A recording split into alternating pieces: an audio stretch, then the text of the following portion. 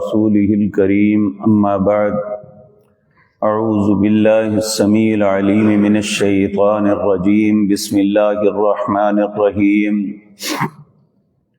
وإذا سألك عبادي عني فإني قريب أجيب دعوة الداعي إذا دعان فليستجيبوا لي وليؤمنوا بي لعلهم يرشدون۔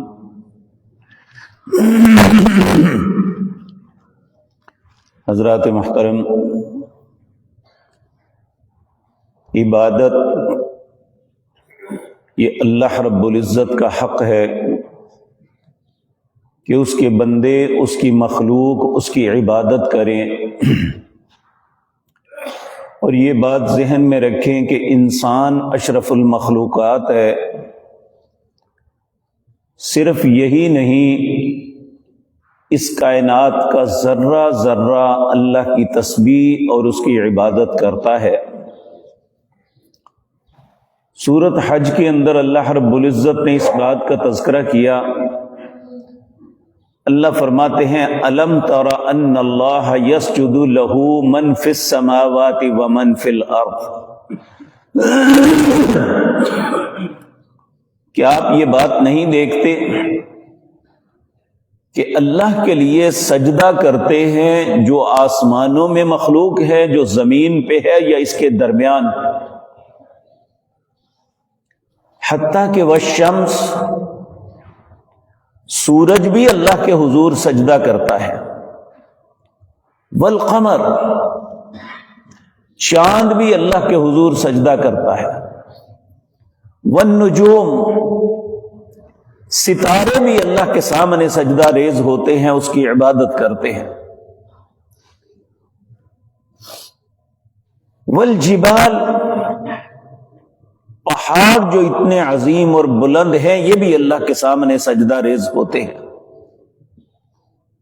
والشجر، یہ درخت بھی اللہ کے سامنے سجدہ کرتے ہیں، اس کی تسبیحات بیان کرتے ہیں، والدواب، جتنے بھی جاندار ہیں انسان کے علاوہ سب اللہ کے سامنے سجدہ کرتے ہیں۔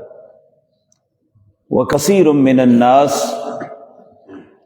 لوگوں میں بھی ہیں بہت سے جو اللہ کے حضور سجدہ کرتے ہیں، اس کی تعریف و توصیف اس کی عبادت کرتے ہیں۔ وَكَثِيرٌ حَقَّ عَلَيْهِمُ الْعَذَابُ، جو عبادت نہیں کرتا اس پہ اللہ کا عذاب حق ہو جاتا ہے۔ اس لیے ہمیں چاہتے یا نہ چاہتے ہوئے اللہ کی عبادت سے اپنے آپ کو مستغنی، بے پرواہ نہیں کر سکتے۔ اللہ مالک کی عبادات جو ہیں ان میں ایک اہم عبادت ہے دعا۔ دعا دعا یدعو سے ہے، اس کا مطلب ہے مانگنا، پکارنا، سوال کرنا، التجائے آوزاری کرنا، اور یہ چیز کس کے سامنے ہو سکتی ہے؟ سب سے پہلے جس سے دعا مانگی جائے وہ اپنے وجود کے ساتھ قائم ہو۔ دیکھیں انسان کا وجود ہمیشہ قائم نہیں رہتا، مخلوقات میں کوئی بھی ایسا نہیں جس کا وجود ہمیشہ قائم رہے۔ کل من علیہا فان، سب نے فنا ہو جانا ہے۔ وَيَبْقَى وَجْهُ رَبِّكَ ذُو الْجَلَالِ وَالْإِكْرَامِ، ایک صرف اللہ کا چہرہ باقی ہوگا جسے کوئی فنا نہیں، کوئی تنزلی نہیں، اور کوئی بھی اللہ رب العزت کے لیے ایسی بات نہیں جو نقص کا سبب ہو۔ تو اس لیے دعا اس سے مانگے جو اپنی ذات میں قائم ہے۔ دوسرا، دعا اس سے مانگے جو غنی ہے، بے پرواہ، اسے کسی کی پرواہ نہیں، وہ بخیل نہ ہو بلکہ عطا کرنے والا ہو، وہ رحیم ارحم الراحمین ہو، یعنی رحم کرنے والا ہو، ظلم کرنے والا نہیں۔ کیونکہ انسان بعض اوقات اپنے دل کے بغض یا غصے کی وجہ سے مانگنے والے کو بھی نہیں دیتا، لیکن اللہ کی ذات کی صفت یہ ہے کہ وہ ارحم الراحمین ہے، رحم کرنے والوں میں سب سے زیادہ رحم کرنے والی اللہ کی ذات ہے۔ اور ایک وہ اس سے مانگا جائے جو خود مختار ہو، جسے کسی کا یہ نہ ہو کہ میں فلاں سے پوچھ کے دوں گا۔ ہم انسان جتنے بڑے منصب پہ بھی چلے جائیں کسی نہ کسی کے پابند ہوتے ہیں، لیکن اللہ کی ذات وہ ہے واللہ غالب علی امری، وہ اپنے فیصلے میں خود مختار ہے، کس کو دینا ہے کس کو نہیں دینا اللہ کے علاوہ کوئی نہیں، اس لیے اس سے مانگا جائے۔ تو دعا ایک ایسی چیز ہے جو انسان کی عبادات میں بہت اہم عبادت ہے، اور مجھے اور آپ کو یہ بات سمجھ لینی چاہیے کہ ہم دنیا میں کتنے بڑے منصب پہ بھی فائز ہو جائیں، ساری دنیا کی دولت ہمارے قدموں میں ڈھیر ہو جائے، پھر بھی ہم اللہ کے سامنے فقیر ہیں۔ دنیا کا کوئی انسان ایسا نہیں جو یہ بات کہے کہ مجھے کوئی کسی قسم کی تھوڑ نہیں ہے۔ اگر مال و دولت ہے تو صحت نہیں ہے، اگر صحت بھی ہے مال و دولت بھی ہے تو اولاد نہیں ہے، اگر اللہ نے دے دی ہے تو وہ فرما بردار نہیں ہے۔ یعنی دنیا میں کوئی بھی انسان ایسا نہیں جسے کوئی نہ کوئی غم تکلیف دکھ نہ ہو،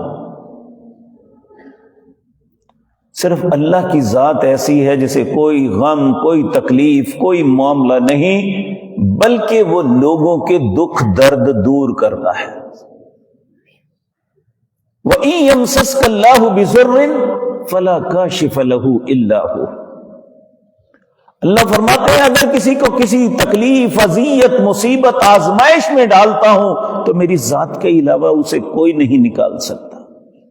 فَلَا كَاشِفَ لَهُ إِلَّا هُوَ، اس مصیبت سے اس بیماری سے ان کرائسس سے ان معاملات سے میرے علاوہ کوئی نہیں نکال سکتا۔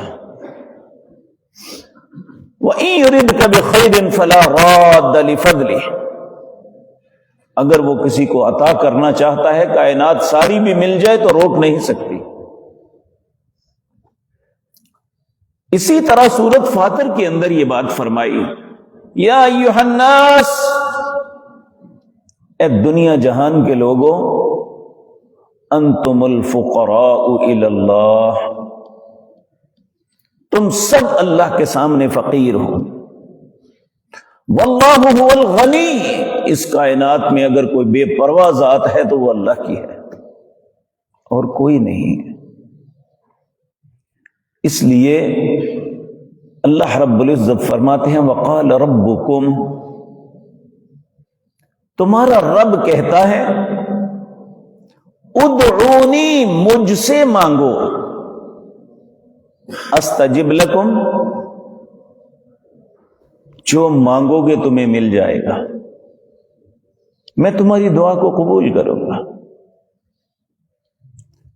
میرے بھائیو، یہ ہر انسان جانتا ہے کہ قسمت لکھنے والی اللہ کی ذات ہے۔ ہماری زندگی میں بعض خوشیاں لکھی ہوتی ہیں اور خدا نخواستہ بعض تکالیف بھی ہوتی ہیں،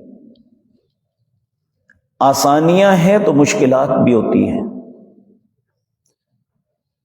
تو اللہ رب العزت کہتے ہیں کہ تمہاری مشکلات کا مداوع میرے پاس ہے،